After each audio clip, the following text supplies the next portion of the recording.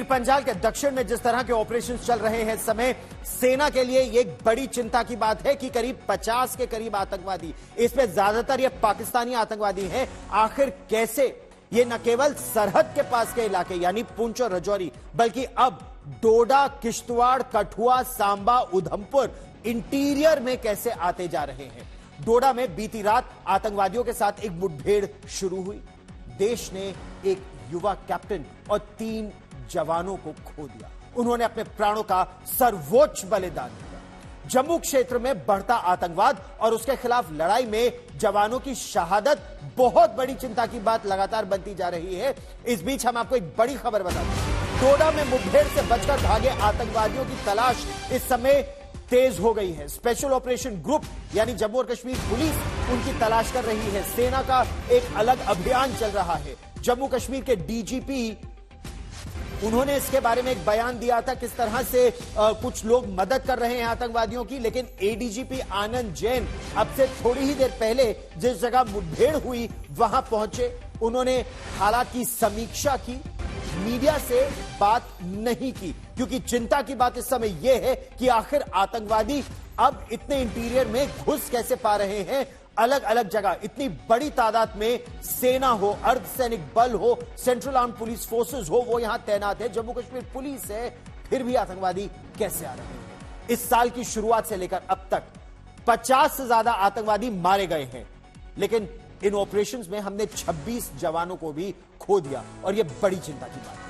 कल डोडा में मुठभेड़ उस वक्त हुई जब 10 RR यानी 10वीं बटालियन द राष्ट्रीय राइफल्स और जम्मू और कश्मीर पुलिस की SOG स्पेशल ऑपरेशंस ग्रुप का एक दस्ता जंगल में छिपे आतंकवादियों के खिलाफ एक अभियान चला रहा था। इंटेलिजेंस पुख्ता थी कि इस इलाके में पाकिस्तानी आतंकवादी हैं।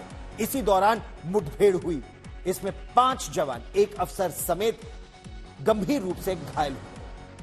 उनमें से एक कैप्टन ब्रिजेश थापा थे और 3 जवान, उन्होंने अपने प्राणों का सर्वोच्च बलिदान दिया। खुफिया सूत्रों की माने तो पाकिस्तान ने अपनी नई रणनीति के तहत पीर पंजाल के दक्षिण के इलाकों में आतंकी हमलों को तेज करवाया है। बताया यह जा रहा है कि इस वक्त पीर पंजाल के दक्षिण की ही अगर बात करें, यानी पीर पंजाल की वो पहाड़ियां हैं जिसके उत्तर में तो कश्मीर का इलाका आता है और दक्षिण में जम्मू, पुंछ, राजौरी, डोडा, किश्तवाड़ ये जिले आते हैं, ये इलाके आते हैं। इसमें 40 से 50 आतंकी, जिनमें ज्यादातर पाकिस्तानी आतंकवादी हैं। पाकिस्तानी सेना के रिटायर्ड कमांडोज, सर्विंग कमांडोज, वो भी इनमें शामिल हैं। उनके खिलाफ सेना, अर्धसैनिक बल, जम्मू कश्मीर पुलिस का SOG ये अलग अलग अभियान चला रहे हैं। दूसरी तरफ जम्मू और कश्मीर के director general of police RR स्वेन का हम आपको वो बयान सुनाते हैं जिसमें उन्होंने न केवल मुफ्ती परिवार और अब्दुल्ला परिवार यानी जो राजनीतिक 2 बड़े परिवार हैं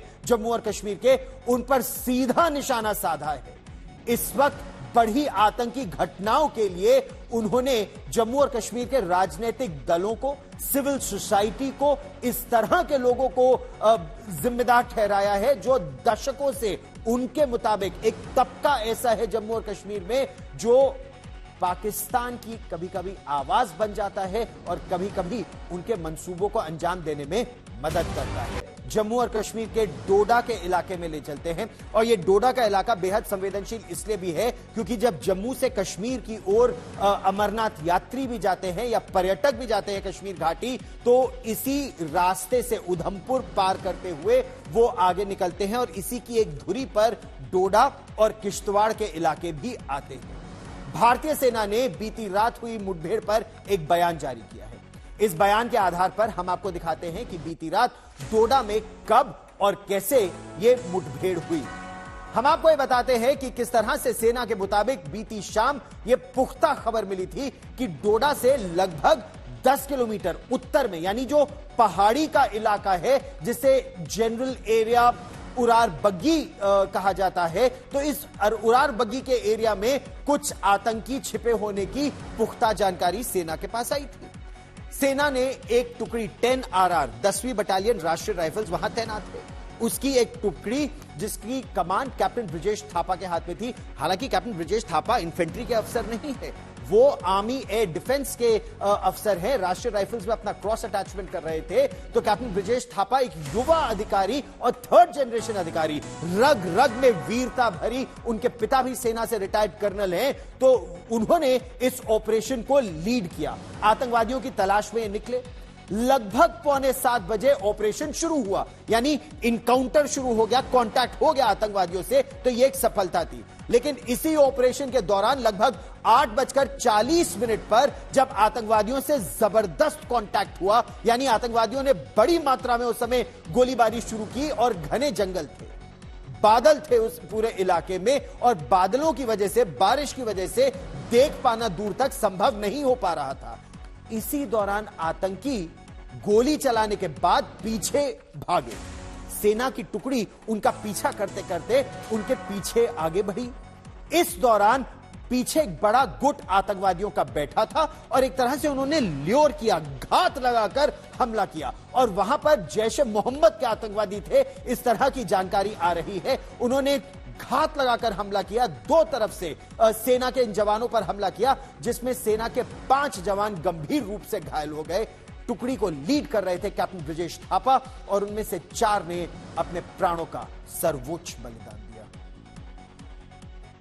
In light of the incidents in the recent past, proactive counter-terrorist operations continue to be prosecuted. Accordingly, a joint operation with J&K police was launched in general area Urar Baggi, 10 km north of Doda. At about 20:40 hours on 15 July 24, the search party was able to establish contact with the terrorist hiding in the area, which is a thickly forested and mountainous area with restricted visibility due to low clouds and rain. In the initial volley of fire, 4 Indian Army personnel were injured, who later succumbed to their injuries. Additional troops and equipment have been inducted to flush out the terrorist, and use of drones and other technical resources is being ensured. हम आपको यह भी बता दें कि नगरोटा में जो सेना का व्हाइट नाइट कोर है, यानी जो 16वीं कोर है भारतीय सेना के, उसके अफसर और जो GOC counter insurgency force Romeo, यानी जो रजौरी में सेना तैनात है, रोमियो फोर्स की सेना तैनात है, वो इस समय लोअर कृष्णा घाटी के इलाके में वहां पर भारी गश्त लगाई जा रही है। सेना ने आतंकवादियों के खिलाफ चल रही जो मुहिम है, उसका अधिकारियों ने जायजा लिया। इस दौरान यह तय किया गया था कि भारतीय सेना इस पूरे इलाके में अपना दबदबा एक बार फिर कायम करेगी, ताकि शांति और स्थिरता इस पूरे क्षेत्र में बनाई जा सके। कल ही आतंकवादियों की मौजूदगी पर इस ऑपरेशन को अंजाम दिया गया था। अब हम आपको विस्तार से बताते हैं 27 वर्ष के उस युवा आर्मी अफसर के बारे में। कैप्टन ब्रिजेश थापा दार्जिलिंग के रहने वाले हैं। वहां पर जो गिंग बाजार का, बड़ा गिंग बाजार का इलाका है, वहां के वो रहने वाले हैं। पारिवारिक सूत्रों के अनुसार ब्रिजेश थापा ने 2019 में उनको सेना में कमीशन मिली थी। 145 एयर डिफेंस आर्टिलरी AAD में वो आर्मी एयर डिफेंस में वो कमीशन हुए थे। 2 साल के लिए ट्रेनिंग के दौरान वो क्रॉस अटैचमेंट के लिए राष्ट्रीय राइफल्स में अतिरिक्त ड्यूटी पर तैनात थे। डोडा जिले में आतंकवादियों के साथ जो मुठभेड़ हुई, कैप्टन थापा उसे लीड कर रहे थे। इस बहादुर आर्मी अफसर के शहीद होने की खबर दार्जिलिंग की पहाड़ियों में आग की तरह फैली। वहां शोक की लहर है। कैप्टन ब्रिजेश थापा के पिता कर्नल भुवनेश्वर कुमार थापा आर्मी के रिटायर्ड कर्नल हैं। वो वीरता की वो गाथा सुना रहे हैं जो कैप्टन ब्रिजेश थापा को विरासत में मिली थी। खून के रग रग में वीरता है। कैप्टन थापा का पार्थिव शरीर कल यानी बुधवार को दार्जिलिंग लाया जाएगा। वो आया था यहाँ पे मार्च को आया था एंड फिर मार्च के वापस चला गया था वो। फिर अभी जुलाई में आने वाला था छुट्टी, बट अभी ये सब इंसिडेंट हो गया। तो वो तो सभी है सर, एवरी टाइम वो use to be very happy, ऐसा कुछ नहीं कि कंप्लेन वम्प्लेन कुछ नहीं था। तो अभी संडे वो पापा से और मेरे से बात किया था, तो संडे वो वापस नीचे ही आया था वो उनके जो उसमें। फिर उसके बाद फिर चले गए, मतलब 9 o'clock में फ़ोन आया उसका, 11 o'clock में वो फिर ऊपर जा रहा था वो ऊपर डोडा में ना। उसके बाद तो उसका फिर बात ही नहीं हुआ। कल सडनली वो फिर मैसेज आ गया फिर रात को। ये सारा ऐसे चल रहा है देश में, अभी सारा टेररिस्ट इतना वो है ना।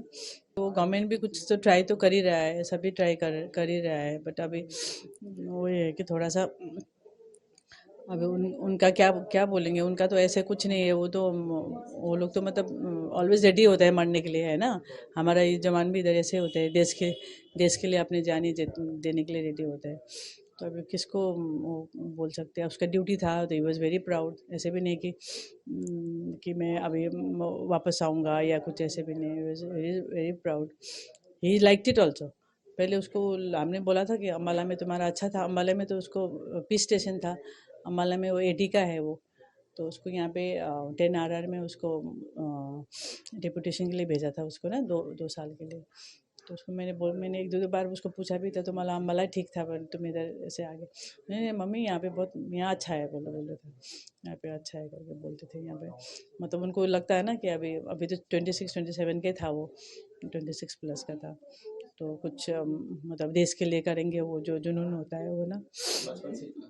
हाँ बचपन से था, क्योंकि वो आर्मी उसमें मतलब born and brought up he army है। वो 15 जनवरी में बॉर्न हुआ था, वो आर्मी डे में बॉर्न हुआ था वो। उसका बर्थडे भी आर्मी डे में ही था। तो गया, उसको पापा ने बोला था उसको नेवी में चले जा, आर्मी में बहुत टफ होता है। क्योंकि उसने अभी मुंबई में जब हम लोग थे, मैं अकेली थी, तो उन तो अभी बाहर ही थे। वो भी श्रीनगर का काफ़ी पोस्टिंग वगैरह काफ़ी था उनका भी। उन्होंने ऑलमोस्ट 4 years 5 years उसने वहाँ पे निकाला। उसको ऐसे नहीं, उसको अभी प्लेन खाना है, क्योंकि अभी उसने बाहर खाते थे ना, तो उसको बिल्कुल प्लेन खाना ही उसको पसंद था। हाँ नहीं, उसको बेचारा वो पहले हम लोग बनाते थे उसको हलवा वलवा काफ़ी बनाते थे। बाद में बोलते नहीं मैं मोटा हो जाऊँगा, फिर मैं वहाँ पे फिर मेरे को प्रॉब्लम हो जाएगा, मेरे को मोटा मत करो, मोटा मत बनाओ घर में छुट्टी आने के बाद करके। तो गर्व तो अभी हो गया ही, क्योंकि नेचुरली उसने अपने देश के लिए अपने जान दे रखा है ना, तो हो गए। बट हमारा तो काफ़ी बड़ा लॉस भी हो गया तो वो हमको अभी टाइम लगेगा थोड़ा सा अंडरस्टैंड करना। अभी भी हमको ऐसे लग रहा है कि पता नहीं अभी क्या हो रहा है। वो मेरा लास्ट बात संडे में हुआ था, 9:30 बजे सुबह। तो उस टाइम में वो बोल रहा था कि वो एक दिन पहले ऊपर से नीचे आया था, ऊपर पहाड़ी से, और दूसरे दिन फिर उसको वापस उधर ही जाना था, क्योंकि कोई खबर है करके उनको बोला था कि ऊपर मेरे को जाने का आदेश मिला हुआ है। तो फिर मैं 9:30 बजे बात किया, वो बोल रहा था मुझे 11 बजे स्टार्ट करना है यहाँ से। तो वो और 6 या 7 घंटे का क्लाइंब करना है ऊपर चढ़ के, ऊपर का, क्योंकि वो तो रोड नहीं है वहाँ पर, तो ऐसे जंगल का रास्ते से ऊपर जाना होता है। तो उसका पार्टी लेके ऊपर जाना था। तो यही लास्ट बात हुआ था। और मतलब 14th को है, और ये 15th को नाइट को ये हुआ है। कितने साल से सर्विस में है वो 5 साल से 5 years है। कितने साल के थे वो 27 years के 27 years। मतलब आप रिटायर्ड आर्मी है, तो आपको क्या यही से बचपन से यही शौक था सिर्फ? हाँ, वो जो है वो हमेशा बोलता था कि मैं क्या अपने आप जैसे ही मैंने जाना। जब हम गाड़ी में भी चलते थे तो हमारा जो फौजी गाड़ी में मैं आगे बैठता था और पीछे बैठते थे बच्चे थे, तो वो बोलता था किसी दिन मैं भी आगे के उसमें सीट में बैठूंगा करके बोलते थे। आपका देश के लिए हाँ जी। अपना दिया, तो क्या बोलेंगे? अभी ऐसा है कि अभी क्योंकि उसका इंटरेस्ट छोटे से फौज में और देश के लिए लड़ना था, तो उन्होंने अपना कभी वो ऐसे डरे नहीं, कभी वो झुके नहीं, और हमेशा जो है वो जो भी काम था वो अपना ठीक ठाक करता था, और जो भी बोला वो सही करता था। और ये कि जैसे छोटे से ही उसको हमने बताया भी था अगर आर्मी में नहीं जाना किसी और, क्योंकि उसने इंजीनियरिंग कर रखा है, बीटेक किया हुआ है। तो उन्होंने बोला था, लेकिन वो बोला नहीं मैंने आर्मी में ही जाना है। तो हमेशा मेरा भी कोई आर्मी का जैसे जैकेट वगैरह है वो भी लगा के वो घूमते थे। हाँ, वो तो शौक था इसीलिए। डेली मिलिटेंट के साथ डेली हो रहा है, डेली जा रहा है, ऐसा एक्शन अब क्या लेगा? गवर्नमेंट को तो लेना चाहिए ऐसे। तो जिस तरह से आर्मी पर्सनल का लॉस हो रहा है, वो तो लाइफ का लॉस जो हो रहा है उसमें, उसके लिए तो लेना तो चाहिए, लेकिन कब लेगा, कैसा लेगा, वो तो अभी तक अभी कुछ पता नहीं। खाली डेली शहीद हो रहा है, डेली शहीद हो रहा है। जज्बा देखिए इस परिवार का।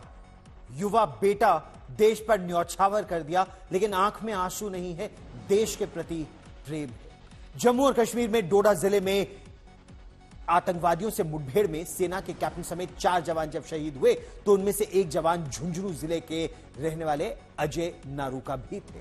अजय नारूका 6 साल पहले सेना में भर्ती हुए थे। अजय नारूका के पिता कमल सिंह नारूका भी सेना में रह चुके हैं। ये भी सेकंड जनरेशन इंडियन आर्मी के हैं।